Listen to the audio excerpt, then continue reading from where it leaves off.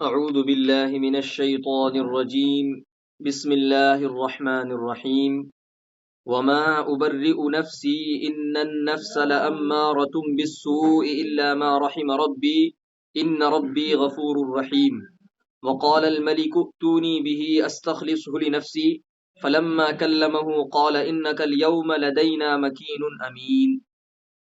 سورہ یوسف کی 52 آیتیں 52 آیتیں مکمل ہو چکی تھیں. اب یہاں سے جو 13واں پارہ شروع ہو رہا ہے، وما ابرئ نفسی، یہ بھی اللہ تعالیٰ نے اسی حضرت یوسف علیہ الصلاۃ والسلام کے واقعے کو، حضرت یوسف علیہ الصلاۃ والسلام کے بارے میں گزشتہ ہفتے بات یہاں تک آئی تھی کہ جب بادشاہ کی خواب کی تعبیر حضرت یوسف علیہ الصلاۃ والسلام نے بتائی اور بادشاہ تک وہ خبر پہنچی جو حضرت یوسف علیہ الصلاۃ والسلام نے بادشاہ کے خواب کے تعلق سے تعبیر بتائی تھی. اب بادشاہ کو اشتیاق پیدا ہوا کہ یہ بہت قابل آدمی معلوم ہوتا ہے، لہٰذا اس سے ملاقات کرنی چاہیے. اب بادشاہ نے یہ کیا کہ ان لوگوں کو بھیجا اپنے قاصدوں کو کہ جا کر کے یوسف کو بلا کر کے لاؤ. اب وہ لوگ گئے جیل کے اندر یوسف کو بلانے کے لیے. بادشاہ کا پیغام ہے، یوسف کو بلایا جا رہا ہے بادشاہ کے دربار میں، رہائی مل رہی ہے. لیکن یوسف علیہ الصلاۃ والسلام نے ایک شرط رکھی تھی. وہ شرط کیا تھی وہ میں نے بتایا تھا. وہ شرط یہ تھی کہ یوسف علیہ الصلاۃ والسلام نے کہا کہ پہلے ان عورتوں کو بلایا جائے اور ان سے معلوم کیا جائے وہ جو جس جرم کی وجہ سے، جس الزام کی وجہ سے مجھے جیل کے اندر ڈالا گیا تھا، پہلے اس جرم سے، اس الزام سے مجھے بری کر دیا جائے. یعنی یہ بات بالکل کلیئر ہو جانی چاہیے کہ میں بالکل بے قصور ہوں. میرے اوپر جو الزام لگایا گیا وہ سراسر غلط الزام لگایا گیا تھا. جب یہ بات پورے شہر کے اندر عام ہو جائے گی تو پھر میں باعزت جیل سے رہا ہو جاؤں گا اور پھر مجھے کوئی اعتراض نہیں کہ میں جیل سے باہر آ جاؤں. ابھی یہ شرط حضرت یوسف علیہ الصلاۃ والسلام نے لگائی اور شرط لگانے کے بعد جو قاصد تھے وہ بادشاہ کے سامنے آئے، بادشاہ کے سامنے یہ شرط رکھی اور اسی طرح بادشاہ نے پھر تمام ملک کی جو اس شہر کی عورتیں تھیں جن کی وجہ سے یوسف علیہ الصلاۃ والسلام کو جیل کے اندر داخل کیا گیا تھا، ان کو بلا کر کے معلوم کیا. تو تمام کی تمام عورتوں نے کہا کہ ہم نے یوسف کے اندر کوئی برائی نہیں دیکھی. لہٰذا جب تمام عورتوں نے یہ کہا کہ ہم نے یوسف کے اندر کوئی برائی نہیں دیکھی، تو اب زلیخا جو عزیز مصر کی بیوی تھی، جس نے الزام لگایا تھا، جس کی وجہ سے حضرت یوسف جیل کے اندر داخل ہوئے تھے، وہ بھی کہنے لگی الآن حس حس الحق، کہ حقیقت یہی ہے کہ یہ جو الزام لگایا تھا اس الزام لگانے میں ہی قصوروار تھی، یوسف کی کوئی غلطی نہیں تھی. یعنی اس نے بالکل حق کو ظاہر کر دیا اور بات بالکل واضح ہو گئی تھی کہ یوسف علیہ الصلاۃ والسلام کو ظلمن جیل کے اندر داخل کیا گیا تھا. ان کی کوئی خطا اور کوئی غلطی ان کی نہیں تھی، کوئی قصور نہیں تھا، بے قصور تھے، بے قصور جیل کے اندر ان کو داخل کیا گیا تھا. جب یہ بات بالکل کلیئر ہو گئی، اب حضرت یوسف علیہ الصلاۃ والسلام نے یہ بات کیوں کہی اس کے بارے میں آپ وضاحت کرتے ہوئے فرمانے لگے کہ یہ جو بات میں نے کہی ہے، جو شرط میں نے رکھی ہے جیل سے باہر آنے کے لیے، یہ میں نے اس لیے نہیں رکھی کہ میں کوئی اپنے آپ کو پارسا سمجھ رہا ہوں یا میں اپنے نفس کو بری سمجھ رہا ہوں کہ میں گناہ نہیں کر سکتا. انسان کا نفس ہے، ظاہر سی بات ہے کہ انسان کے نفس کے اندر، دل کے اندر گناہ کے خیالات پیدا ہو سکتے ہیں اور ہوتے ہیں. تو نفس تو برائی پر اکساتا ہے، لیکن یہ اللہ کا فضل و کرم ہے، اللہ کی رحمت سے مجھے اللہ تعالیٰ نے اپنی رحمت سے گناہ سے، برے کام سے محفوظ رکھا، لیکن میں اپنے آپ کو پارسا نہیں سمجھ رہا ہوں. یہ حضرت یوسف علیہ الصلاۃ والسلام نے کہا. اب یہاں سے جو بات شروع ہو رہی ہے وہ یہی ہے کہ حضرت یوسف علیہ الصلاۃ والسلام کہنے لگے کہ میں اپنے آپ کو کوئی پارسا نہیں سمجھ رہا ہوں، غلطی ہو سکتی ہے کیونکہ انسان کا نفس ہے، یہ برائی پر اکساتا ہے. ہمیں بھی یہ بات یاد رکھنی چاہیے. اس آیت سے ہمیں یہ پیغام حاصل کرنا چاہیے. یہاں جو اللہ تعالیٰ نے نفس امارہ کا ذکر کیا ہے، یعنی ایسا نفس جو انسان کو برائی پر اکساتا ہے، برائی پر ابھارتا ہے، تو ہمیں چاہیے کہ فوراً ہم اللہ کی پناہ حاصل کریں اور اللہ سے توبہ کریں، استغفار پڑھیں. جب ہمارا نفس برائی پر اکسائے، جب ہمارا نفس گناہ کرنے کے لیے ہمیں آمادہ کرنے کی کوشش کرے، تو ہمیں چاہیے کہ فوراً اللہ کی رحمت کے طالب ہو جائیں اور اللہ سے اس کی رحمت مانگنے لگیں، طلب کرنے لگے، تاکہ اللہ کی رحمت سے ہم اسی طرح گناہ سے بچ جائیں جس طرح حضرت یوسف علیہ الصلاۃ والسلام اللہ کے فضل اور اس کی رحمت سے گناہ سے بچے تھے.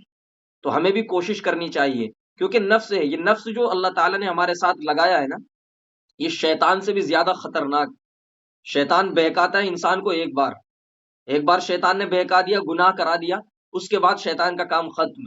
اب جو بار بار ہم گناہ کرتے ہیں، بار بار جو ہم نافرمانی کرتے ہیں، وہ ہمارا یہ نفس ہوتا ہے جو ہم سے بار بار گناہ کرواتا ہے۔ تو اس لیے ہمیشہ ہمیں نفس سے تو بہت زیادہ احتیاط اور بچنے کی ضرورت ہے، احتیاط کرنے کی ضرورت ہے، اس سے چوکس اور چوکنا رہنے کی ضرورت ہے۔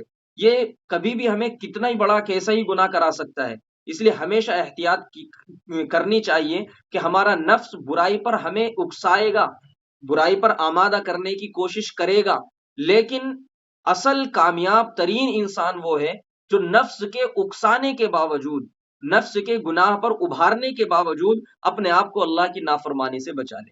ہم سبھی لوگ اس کے زد میں آ جاتے ہیں، اللہ تعالی ہماری حفاظت فرمائے اور ہمارے گناہوں کو اللہ تعالی معاف فرمائے۔ ہم سبھی لوگ، زیادہ تر لوگ اس کی جو ہے زد میں آ جاتے ہیں۔ یہ نفس جیسے کہتا ہے، نفس کے اندر جو خواہشات پیدا ہوتی ہیں، ہم اس کے مطابق ہی عمل کرنا شروع کر دیتے ہیں۔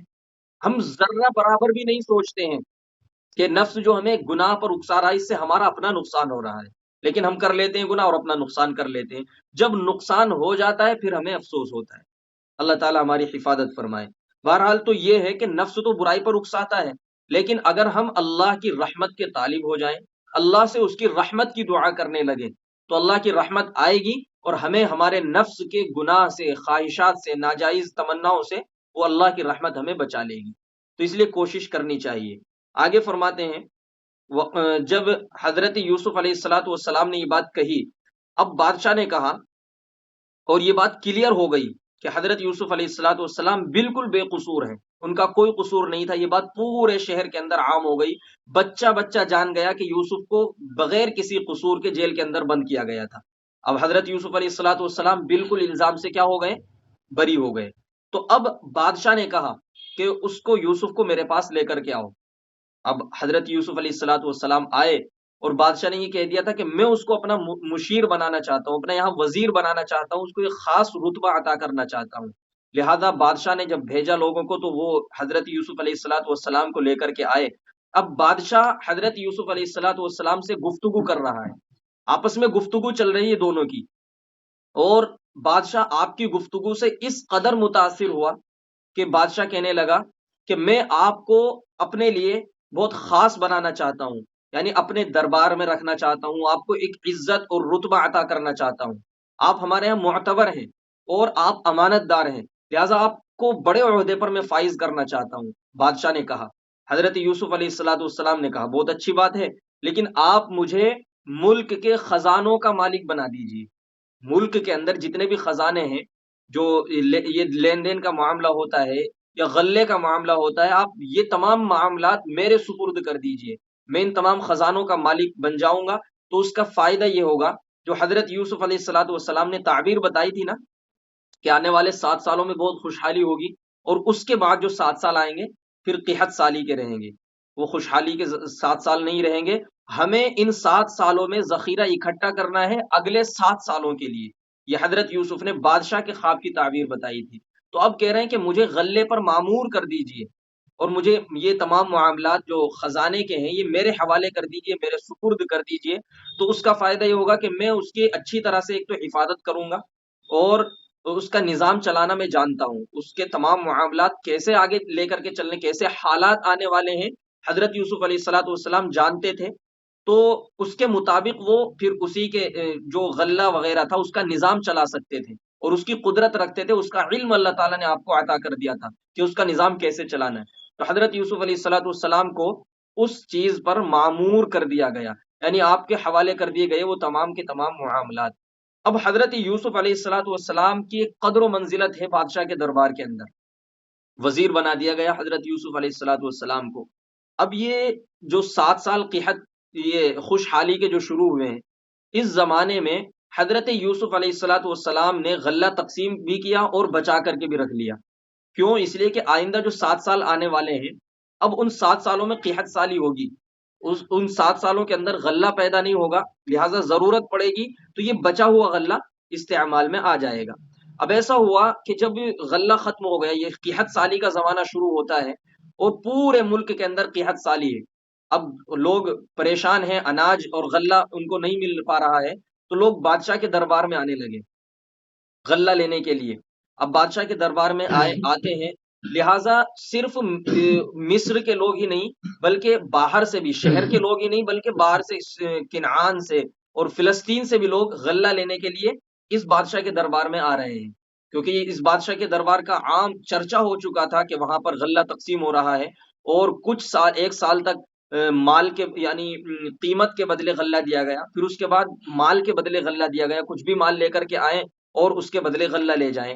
اسی طرح یہ سلسلہ چلتا رہا، یعنی غرض یہ ہے کہ بادشاہ جو مصر کا بادشاہ تھا، یا یہ کہہ لیجئے کہ حضرت یوسف علیہ الصلوۃ والسلام جو اس معاملے کے اوپر مامور تھے، تو ان کا معاملہ یہ تھا کہ وہ غلہ خوب تقسیم کرتے تھے، صرف اپنے ملک میں نہیں بلکہ دوسرے ممالک کے لوگ جو آیا کرتے تھے ان کو بھی غلہ خوب دیا کرتے تھے۔ اب ہوا یہ کہ یہ شہرت، یہ چرچا حضرت یوسف علیہ الصلوۃ والسلام یعنی جہاں غلہ تقسیم کیا کرتے تھے، اس بات کی چرچا پہنچی کنعان میں حضرت یعقوب علیہ الصلوۃ والسلام کے 10 بیٹے جو تھے ان کے پاس۔ انہوں نے فیصلہ کیا، قحط سالی تھی پورے ملک کے اندر، غلہ اور اناج کی بہت زیادہ کمی تھی، اس وقت راشن نہیں مل پا رہا تھا لوگوں کو، تو ان لوگوں نے 10 کے جو بھائی تھے حضرت یوسف علیہ الصلوۃ والسلام کے، ان 10 بھائیوں نے فیصلہ کیا کہ ہم بھی وہاں جا کر کے غلہ لے کر کے آئیں گے۔ لہٰذا یہ 10 بھائی کا قافلہ چلتا ہے، سفر کرتا ہے اور مصر پہنچتا ہے بادشاہ کے دربار میں۔ جب یہ بادشاہ کے دربار میں پہنچے اور حضرت یوسف علیہ الصلوۃ والسلام کا اور ان کا آمنا سامنا ہوا، اب آپ دیکھیں، یہ توجہ رکھیں کہ ہم نے جو شروع میں یہ بات آئی تھی ہمارے سامنے کہ حضرت یوسف علیہ الصلوۃ والسلام جب بچپن کی حالت میں تھے تو آپ کو انہی 10 بھائیوں نے مل جل کر کے، سازش کر کے آپ کو کنویں میں ڈالا تھا، اس لیے کہ باپ کے نزدیک بہت زیادہ یعنی باپ ان کی بہت زیادہ قدر کیا کرتے تھے، باپ ان کی طرف زیادہ توجہ کیا کرتے تھے، تو اس لیے ان کو ایک حسد ہو گیا تھا، اور پھر کیا تھا، انہوں نے بچپن ہی کی حالت میں حضرت یوسف علیہ السلام کو کنویں کے اندر ڈال دیا تھا۔ اب ان کے ذہن میں بھی نہیں آ سکتی تھی یہ بات کہ جس بچے کو ہم نے کنویں کے اندر ڈالا تھا کہ وہ ایک بادشاہ کے دربار میں ایک اتنے بڑے عہدے پر فائز ہوگا کہ ہم اس کے سامنے جا کر کے بھیک کے لیے ہاتھ پھیلائیں گے اور اناج اور غلہ اس سے مانگیں گے۔ یہ کبھی سوچ بھی نہیں سکتے تھے وہ لوگ، لیکن آپ دیکھیں کہ اللہ تعالیٰ کیسے راستے نکالتا ہے، کتنی قربانیاں اللہ تعالیٰ نے حضرت یوسف علیہ الصلوۃ والسلام سے دلوائیں، اور اس کے بعد پھر اللہ تعالیٰ نے ان کو کتنا بڑا مقام عطا فرمایا کہ وہی 10 بھائی کہ جنہوں نے مل جل کر کے سازش کر کے آپ کو کنویں کے اندر ڈالا تھا کہ ہلاک اور برباد ہو جائے گا، یہ ختم ہو جائے گا، باپ کی نظروں سے دور ہو جائے گا، یہ ایک مقصد تھا کہ باپ کی نظروں سے دور ہو جائے، تو یہ مقصد لے کر کے انہوں نے کنویں کے اندر ڈال دیا تھا۔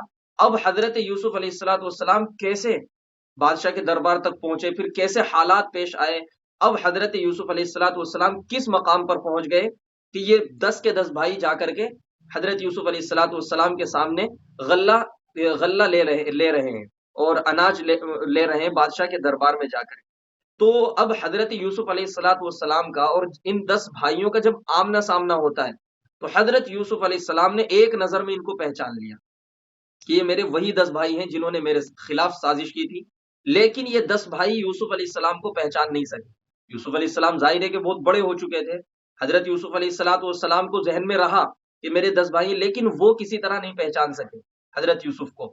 اب حضرت یوسف علیہ الصلوۃ والسلام نے ان سے معلوم کیا کہ کہاں سے آئے ہو، کہنے لگے کنعان سے آئے ہیں، کہا کیسے آئے ہیں، کہ مطلب ان کے فیملی کے بارے میں، گھر والوں کے بارے میں معلومات کی، تو انہوں نے بتایا کہ ہمارے باپ یعقوب ہیں، ایک نبی ہیں، اور ان کے 12 بیٹے تھے، ایک بیٹا ہلاک ہو گیا، اور ہم 10 بھائی ہیں، ایک بیٹا انہی یعقوب کے پاس ہے، یعنی اپنے باپ کے پاس ہے، وہ اس کو بہت عزیز رکھتے ہیں، اس سے بہت محبت کرتے ہیں، لہٰذا اس کو ہمارے ساتھ نہیں بھیجا ہے۔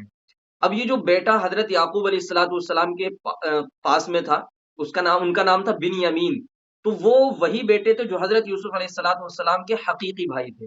یہ 10 بھائی جو تھے یہ سوتیلے بھائی تھے، لیکن حضرت یوسف علیہ السلام کا ایک سگا بھائی جو بنیامین تھے وہ یعقوب علیہ الصلوۃ والسلام کے پاس تھے، جن سے حضرت یوسف کے بعد حضرت یعقوب بے انتہا محبت کیا کرتے تھے۔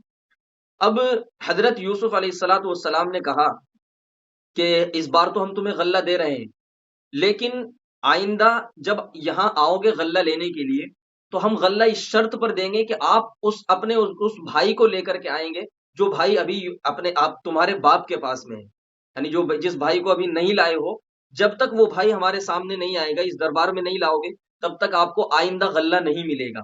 اب تو غلہ دیا جا رہا ہے لیکن آئندہ آپ کو غلہ نہیں ملے گا، یہ شرط لگائی۔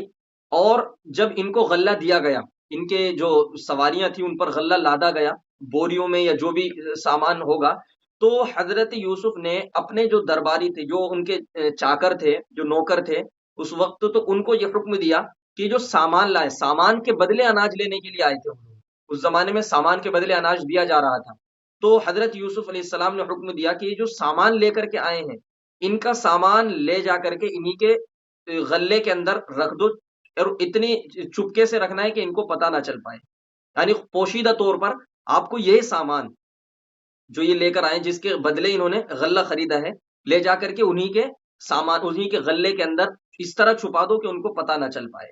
لہٰذا ایسا ہوا کہ انہوں نے غلے کے اندر ان کا وہ سامان چھپا دیا جو وہ لے کر کے آئے تھے، اور یہ کہہ کر کے رخصت کر دیا کہ آئندہ جب آؤ گے اپنے چھوٹے بھائی اس کو بنیامین کو، یعنی نام تو نہیں لیا انہوں نے لیکن یہ کہا کہ جس بھائی کو آپ چھوڑ کر کے آئے ہیں اس بھائی کو لے کر کے تمہیں آنا ہے۔ لہٰذا اب یہ 10 کے 10 بھائی وہاں سے رخصت ہو جاتے ہیں بادشاہ کے دربار سے۔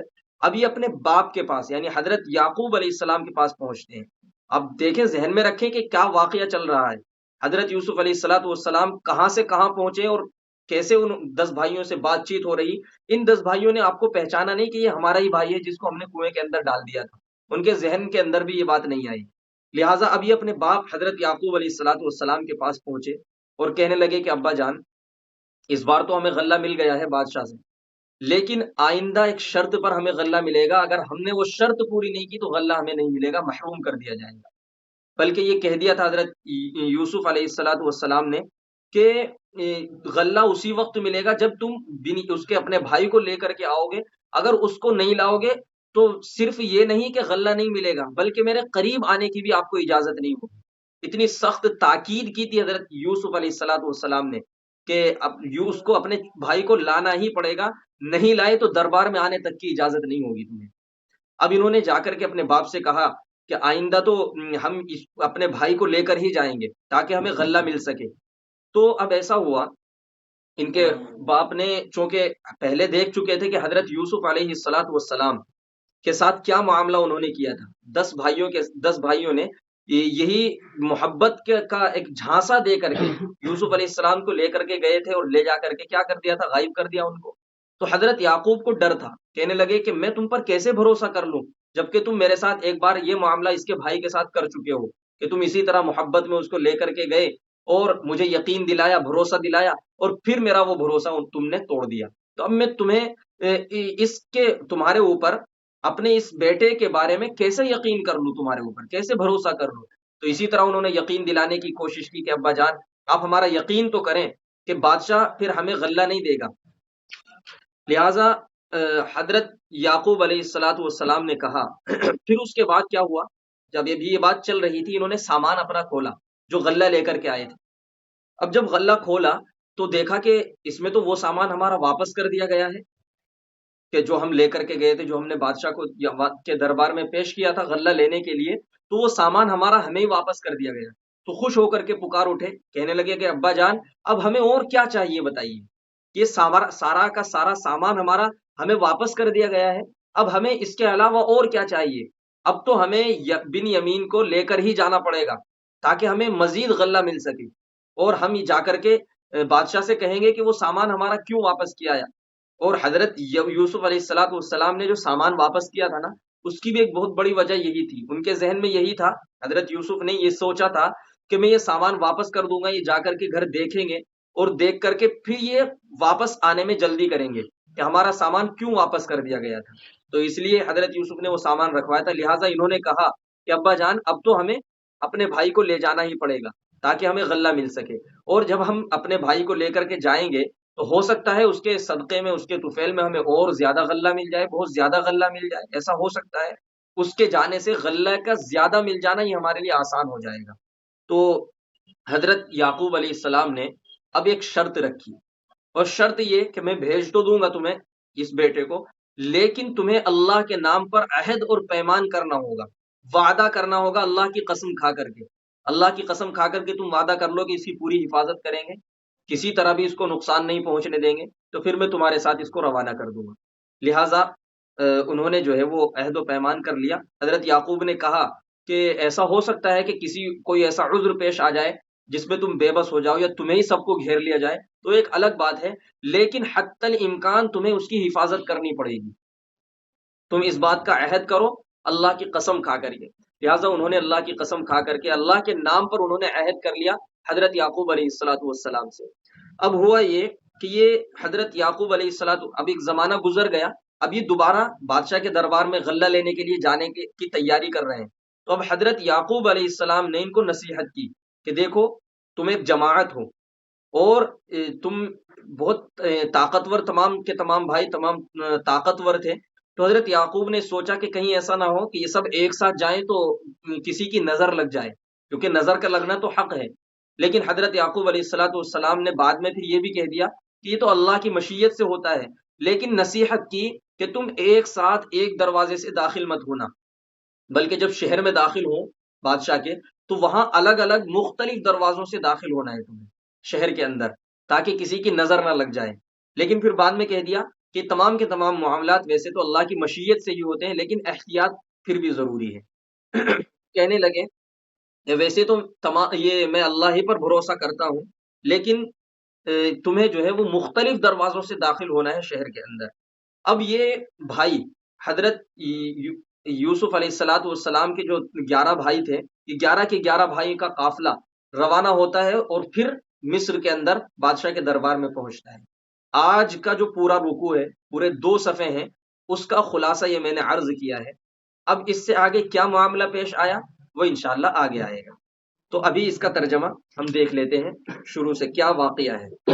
وما ابرئ نفسی، حضرت یوسف علیہ السلاۃ والسلام کی بات نقل کی جا رہی ہے۔ وما ابرئ نفسی، حضرت یوسف نے کہا کہ میں کچھ بھی اپنے نفس کی برات نہیں کرتا، یعنی میں اپنے آپ کو پارسا نہیں سمجھ رہا ہوں۔ ان النفس لامارۃ بالسوء، بے شک نفس تو برائی پر اکساتا ہی ہے، یعنی نفس کے اندر تو برے خیالات پیدا ہوتے ہی ہیں۔ ہو سکتا ہے ہر انسان بہک سکتا ہے، ہر انسان بہکائی کے اندر آ سکتا ہے، لیکن الا ما رحم ربی، سوائے اس کے کہ جس پر میرے رب کی رحمت ہو جائے۔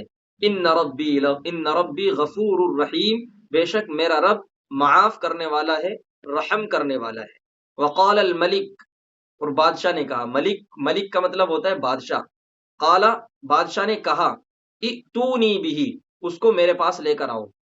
جب یہ بات کلیئر ہو گئی کہ یوسف بے قصور تھے، پورے شہر کے اندر عام ہو گئی، اب بادشاہ کہنے لگا ائتونی بہ، اس کو میرے پاس لے کر آئیے، استخلصہ لنفسی، تاکہ میں اس کو اپنا مشیر اور اپنا خاص بنا لوں۔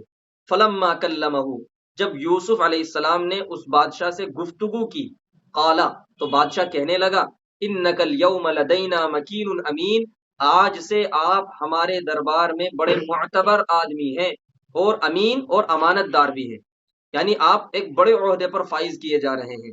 قالا، تو حضرت یوسف علیہ السلام نے دیکھا کہ موقع ہے، تو حضرت یوسف علیہ السلام نے اپنی ایک پیشکش کی، اور پیشکش کیا، اجعلنی علی خزائن الارض، کہ مجھے اس ملک کے خزانوں پر معمور کر دیجیے، ملک کے تمام خزانوں کی ذمہ داری میرے سپرد کر دیجیے۔ انی حفیظ امین، اس لیے کہ میں اس کی حفاظت بھی کروں گا اور میں اس کو جاننے والا ہوں، میں اس کے تمام معاملات کو اچھی طرح جاننے والا ہوں۔ یہ حضرت یوسف علیہ السلام نے کہا کہ مجھے ملک کے خزانوں پر معمور کر دیجیے۔ وَكَذَلِكَ، اور اس طرح مَكَّنَّا لِيُوسُفَ فِي الْأَرْضِ، ہم نے یوسف کو ملک کے اندر رہنے کا ایک بہترین ٹھکانہ دے دیا۔ يَتَبَوَّأُ مِنْهَا حَيْثُ يَشَاءُ، وہ جہاں چاہتے وہاں اپنی جگہ بنا سکتے تھے، یعنی ملک کے اندر جہاں بھی وہ رہنا چاہتے، بادشاہ کے یہاں ان کو یہ مقام عطا ہو گیا تھا کہ اپنی مرضی سے، اپنی خواہش سے وہ جہاں بھی رہنا چاہیں، ملک کے جس کونے میں، شہر کے جس کونے میں، جس علاقے میں رہنا چاہیں، جیسے مکان میں رہنا چاہیں، ان کو کھلی اجازت تھی کہ وہ رہ سکتے تھے۔ اتنی اجازت اور اتنی زیادہ سہولیات آپ کو دی گئی تھی بادشاہ کے یہاں سے۔ يَتَبَوَّأُ مِنْهَا حَيْثُ يَشَاءُ، کہ وہ جہاں چاہیں اپنی جگہ بنا سکتے تھے۔ نصیب برحمتنا من نشاء، اور ہم جس کو چاہتے ہیں اپنی رحمت سے نواز دیتے ہیں، یعنی اللہ تعالیٰ جس کو چاہتے ہیں اپنی رحمتوں کے خزانے عطا فرما دیتے ہیں۔ ولا نضيع اجر المحسنین، اور ہم اچھے کام کرنے والوں کے عمل کو، اجر کو ضائع نہیں کرتے، ان کا کام، ان کی محنت بیکار نہیں جاتی ہے. یعنی جو اچھے کام کرتے ہیں، جو نیک کام کرتے ہیں، بھلے کام کرتے ہیں، ان کی محنتیں رائیگاں نہیں جاتی، بیکار نہیں جاتی ہیں. یہ اللہ تعالیٰ نے فرمایا ہے. اس کا مطلب یہ ہے کہ اگر ہم اچھے کام کرنے لگے، ہم نیک عمل کرنے لگے، اعمال صالحہ پر ہم آ جائیں، تو اللہ تعالیٰ ہمیں اپنی رحمت سے نوازیں گے. کتنی رحمتوں سے اللہ تعالیٰ نوازیں گے، کوئی اندازہ اس کا نہیں کیا جا سکتا ہے. بے انتہا رحمت اللہ تعالیٰ کی ہمارے اوپر نچھاور ہوں گی کب، جب ہم اچھے کام کریں گے. اس لیے کہ اللہ نے ساتھ ساتھ ہی فرما دیا وَلَا نُضِيعُ أَجْرَ الْمُحْسِنِينَ، ہم احسان کرنے والوں کے، اچھے کام کرنے والوں کے اجر کو کبھی ضائع نہیں کرتے ہیں. وَلَا أَجْرُ الْآخِرَةِ خَيْرٌ، اور آخرت کا جو اجر ہے، ثواب ہے، آخرت کے لیے جو ذخیرہ ہو رہا ہے وہ بہتر ہے. للذین آمنوا، ان لوگوں کے لیے جو ایمان رکھتے ہیں، یعنی مسلمانوں کے لیے، ایمان والوں کے لیے وہ زیادہ بہتر ہے جو آخرت کا اجر ہے. وکانوا یتقون، اور جو اللہ کا تقوی اختیار کرتے ہیں. آگے فرماتے ہیں وجاء اخوۃ یوسف، اب حضرت یوسف علیہ الصلوۃ والسلام کو معمور تو کر دیا گیا ملک کے خزانوں کے اوپر. قحط، یہ خوشحالی کا زمانہ 7 سال شروع ہو گئے، اب قحط سالی کا زمانہ بھی آتا ہے. تو اب ملکوں کے باہر سے بھی، ملک کے باہر سے بھی لوگ آتے ہیں غلہ لینے کے لیے یوسف علیہ السلام کے پاس. وجاء اخوۃ، اسی طرح وجاء اخوۃ یوسف، اب یوسف کے بھائی آئے ملک کے اندر. فدخلوا علیہ، اور دربار میں حاضر ہوئے، یوسف علیہ السلام کے سامنے پیش ہوئے. فعرفہم، تو یوسف نے ان کو پہچان لیا. جیسے یہ 10 بھائی آئے دربار کے اندر، حضرت یوسف نے ان کو پہچان لیا. وہم لہ منکرون، لیکن وہ نہیں پہچان سکے، وہ نہیں پہچان پائے. ولما جہزہم بجہازہم، جب یوسف نے ان کا سامان تیار کروا دیا، یعنی ان کو غلہ دینے کے لیے تیار کرا دیا، ان کو ان کا جو غلہ تھا، ساز و سامان تھا جو ان کو دینا تھا. قالا، تو ان سے کہا، یوسف علیہ السلام کہنے لگے ائتونی باخ لکم، یہ بات چیت ان کی ہو گئی تھی کہ آپ کہاں سے آئے ہو، آپ کتنے بھائی ہیں، یہ تمام کی تمام بات چیت ان کی ہو چکی تھی. انہوں نے بتایا تھا کہ ہمارا ایک بھائی ابھی اپنے ملک کے اندر ہے، اپنے باپ کے، ہمارے باپ کے پاس ہے. باپ جو ہے ہمارے ان سے بڑی محبت کرتے ہیں، وہ اس کو کہیں پر بھیجتے نہیں ہمارے ساتھ. تو جب یہ بات حضرت یوسف نے سنی ان کی زبانی، تو کہنے لگے ائتونی باخ لکم من ابیکم، تم اپنے اس باپ شریک بھائی کو میرے پاس لانا، یعنی جب آئندہ تم میرے پاس آؤ گے تو اپنے اس بھائی کو بھی میرے پاس لانا ہے. الا ترونا، کیا تم نے نہیں دیکھا، انی اوفی الکیل وانا خیر المنزلین، کہ میں نے کیسے بھر کر تمہیں پیمانہ عطا کیا ہے، یعنی غلہ جو عطا کیا وہ پورے طریقے سے تمہیں دیا ہے. وانا خیر المنزلین، اور میں بہترین مہمان نوازی کرنے والا ہوں. فإن لم تأتونی، پھر اگر تم آئے اس کو لے کر کے نہیں آئے. فإن لم تأتونی، پھر اگر تم اس کو لے کر کے نہیں آئے. فلا کیل لکم عندی فإن لم تأتونی بہ، پھر اگر تم اس کو لے کر کے نہیں آئے. فلا کیل لکم عندی، تو میرے پاس تمہارے لیے کوئی غلہ نہیں ہوگا، یعنی تمہیں غلہ نہیں دیا جائے گا اگر تم اس کو، اپنے بھائی کو آئندہ لے کر کے نہیں آؤ گے. ولا تقربون، اور تم میرے قریب بھی نہیں آ سکو گے، یعنی دربار میں حاضر ہونے تک کی اجازت نہیں ہوگی تمہیں اگر تمہارے ساتھ تمہارا بھائی نہیں آیا. قالو، تو وہ کہنے لگے سنراود عنہ اباہ، کہ ہم اپنے باپ سے، اس کے باپ سے اس بات کی کوشش کریں گے کہ وہ اس کو ہمارے ساتھ بھیج دیں. وَإِنَّا لَفَاعِلُونَ، اور ہم یہ کام ہرگز کر کے ہی رہیں گے، ہم یہ کر کے ہی رہیں گے. وقال لفتیانہ اجعلوا، اور یوسف علیہ السلام نے لفتیانی، اپنے جو چاکر نوکر تھے، نوکر چاکر جو غلہ اٹھا کر کے یا غلہ بھرا کرتے تھے، تو حضرت یوسف علیہ الصلاۃ والسلام نے ان سے کہا. وقال لفتیانہ، حضرت یوسف نے اپنے نوجوانوں سے کہا اجعلوا بضاعتهم فی رحالہم، کہ ان کے غلے میں، ان کے سامان میں، ان کا وہ سامان واپس رکھ دو جو یہ لے کر کے آئے تھے. لعلہم یعرفونها اذا انقلبوا الی اہلہم، اس لیے کہ ہو سکتا ہے جب یہ اپنے گھر پہنچیں، اپنے گھر والوں کے پاس جائیں تو اس کو پہچان لیں، اور پہچان کر کے لعلہم یرجعون، ہو سکتا ہے کہ پھر یہ واپس اس کی وجہ سے آ جائیں، یعنی پھر ان کا جو آنا ہو وہ جلدی ہو جائے، ایسا ہو سکتا ہے. تو اس لیے وہ سامان حضرت یوسف نے ان کا انہی کے غلے کے اندر رکھوا دیا. فلما رجعوا الی ابیہم، پھر جب یہ لوگ اپنے باپ کے پاس لوٹے، واپس آئے. قالو، تو کہنے لگے، سب نے کہا یا ابانا، اے ابا جان، منع منا الکیل، کہ ہمیں غلہ دینے سے آئندہ روک دیا گیا ہے، یعنی آئندہ ہمیں غلہ نہیں دیا جائے گا. فارسل معنا اخانا، لہٰذا ہمارے ساتھ ہمارے اس بھائی کو بھیجنا پڑے گا، یعنی آپ ہمارے ساتھ اس بھائی کو بھیجیں تب جا کر کے ہمیں غلہ ملے گا۔ آگے فرماتے ہو نقتل، تاکہ ہمیں غلہ مل جائے، یعنی آپ اس بھائی کو بھیجیں گے تو غلہ ملے گا، نہیں بھیجیں گے تو نہیں ملے گا۔ وَإِنَّا لَهُ لَحَافِظُونَ، اور ہم اس کی پوری پوری حفاظت کریں گے۔ یعنی جیسے حضرت یوسف کے بارے میں انہوں نے یقین دلایا تھا نا حضرت یعقوب کو کہ اس کی نگہبانی اور پوری پوری حفاظت ہم کرنے والے ہیں، ہم اتنے سارے ہیں، ہمارے اتنے ساروں کے ہوتے ہوئے بھلا اس کو کون نقصان پہنچا سکتا ہے، اس طرح کی باتیں بنائی تھی نا۔ تو اسی طرح اب یہ بادشاہ کی کے مطالبے پر اپنے بھائی کو لے جانے کی کوشش کر رہے ہیں، تو یہاں بھی یہی بات کہہ رہے ہیں کہ ہم اس کی پوری حفاظت کریں گے۔ لہٰذا حضرت یعقوب علیہ السلام کیا کہنے لگے، آگے آگے دیکھیں۔ حضرت یعقوب علیہ السلام نے کہا، قالا، کہنے لگے، حل آمنکم علیہ الا کما امنتکم علی اخیہ من قبل، کہ کیا میں تم پر اس کے بارے میں بھروسہ کر لوں جیسا کہ میں نے اس کے بھائی کے بارے میں اس سے پہلے بھروسہ کر لیا تھا۔ فاللہ خیر الحافظ، بس اللہ ہی بہترین حفاظت کرنے والا ہے۔ وہ ارحم الراحمین، اور وہ تمام رحم کرنے والوں میں سب سے زیادہ رحم کرنے والا ہے۔ غرض یہ ہے کہ حضرت یعقوب علیہ السلام نے انکار کر دیا کہ میں تمہارے اوپر بھروسہ نہیں کر سکتا ہوں، جیسا کہ تم نے میرا بھروسہ یوسف کے بارے میں توڑا، تم اس کے بارے میں بھی توڑ دو گے میرا بھروسہ اگر میں تم پر بھروسہ کر لوں۔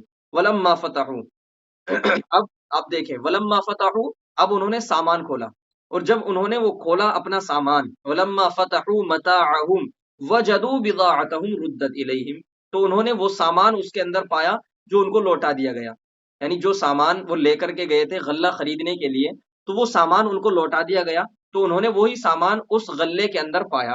قالو، تو پکار اٹھے، یا ابانا، اے ابا جان، ما نبغی، اب ہمیں اور کیا چاہیے، یعنی بادشاہ نے یہ سارا کا سارا سامان ہمیں واپس کر دیا، اب ہمیں اور کیا چاہیے، اب تو ہمیں ہمارے ساتھ بھائی کو بھیج دینا تاکہ غلہ اور زیادہ مل سکے۔